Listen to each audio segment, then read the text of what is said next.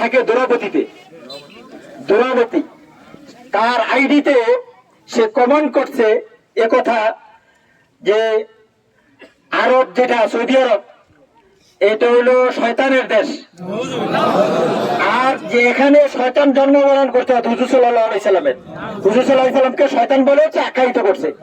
আর আমরা সকলে হলো শয়তানের চামচা, এইসবে এসে আখ্যা দিছে। আমাদের সম্মানিত মহতামিম সাহেব সহ অনেকে এই ঘটনার পরে টঙ্গিবাড়িতে একত্রিত হয়ে থানায় গেছে, একবার নয় দুইবার, তারপরে মামলা করেছে। আমরা জানি তাকে ওখানে থানার মধ্যে জামাই আদরে রাখা হয়েছে। গতদিন আমরা থানায় অনেকক্ষণ ছিলাম। আমাদের মুন্সিগঞ্জের সম্মানিত খতমে নবুয়ত সংরক্ষণ কমিটি বাংলাদেশের আমির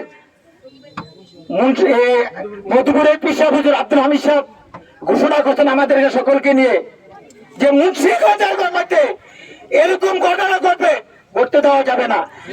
আমরা ওনাকে 7 দিনের রিমান্ড চেয়েছে, কিন্তু তাকে নাম আসতে 1 দিনের রিমান্ড শুধু মঞ্জুর করেছে এবং সমস্ত হিন্দু পরিষদ তার পিছনে লেগেছে কিভাবে তাকে জামিন দেওয়া যায়।